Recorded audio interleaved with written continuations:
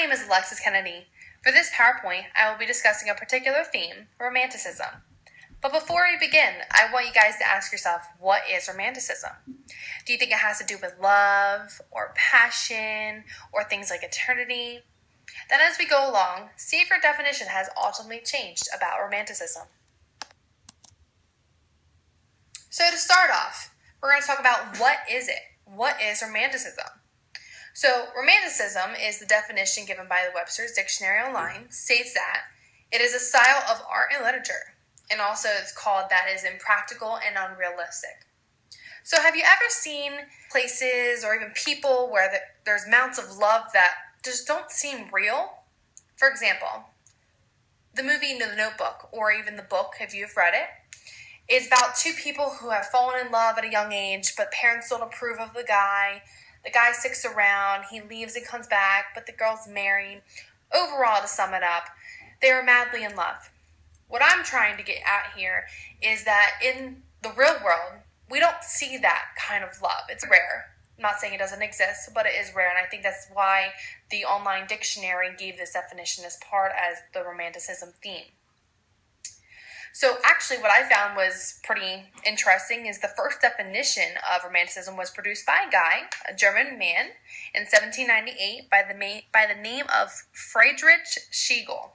And this is from the Oxford online site from the Rowan Library. For another fact, the first considered definition that was placed by this German man was actually in a magazine, which I thought was pretty interesting to be a considerable theme over time. So now that we have discussed what Romanticism is, we can go into furthermore with Romanticism by the development of it. Romanticism started off as a reaction to the Enlightenment era in the 17th century, which was the movement of intellectuality. You can consider Romanticism theme as the rebel type, just because it kind of went against what the era before was all about. Still to this day, though, Romanticism still appears due to the artists involved in the prime scenery. It influences now and in the future to be unique and not withstand any restrictions. So this more of a theme is very freely, and it allows you to express yourself in ways that other themes would not. So like any other theme, Romanticism has quite a few characteristics. The ones I've listed on this slide in front of you only have a few. So the first one is about individuality, democracy, and personal freedom. So you consider this characteristic as the rebel one. The second one is spiritual, supernatural elements. So this more, like I said before, is freedom. Lets people talk with nature and be spiritual, and you can consider this to be the hippie characteristic. 3 is nature as a teacher. So what I interpreted this characteristic as is more of a teaching storyline within Romanticism. Because if you read a Romanticism poem, especially in my other class, I have read a few, it's more of a teaching style of a storyline than anything else. The next one is number 4, the interest in past history, ancient Greek and Roman elements. And then number 5 is celebration of the simple life.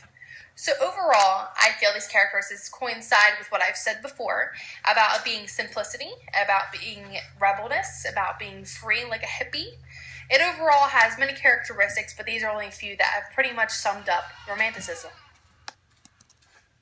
We're going to get into the imagery of Romanticism. This is just one of the many images of Romanticism, obviously. But this one is called Fisherman at Sea by J.M.W. Turner in 1794.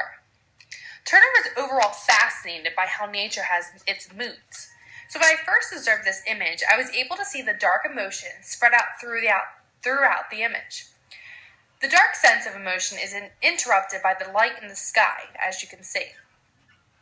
This ties into Romanticism because Romantics came to the belief that God was showing his spirit within nature, which then proved his existence. So what I get from this imagery is that Romantics are really belief in God occurs in these moods of the sky and the way the waves are and how things look around you. So overall imagery in Romanticism considers a lot of things, especially the emotion and moods of the nature and the people in the image and so forth. Coming off imagery a little bit, we're going to look at 3 different ways that Romanticism can be appeared in.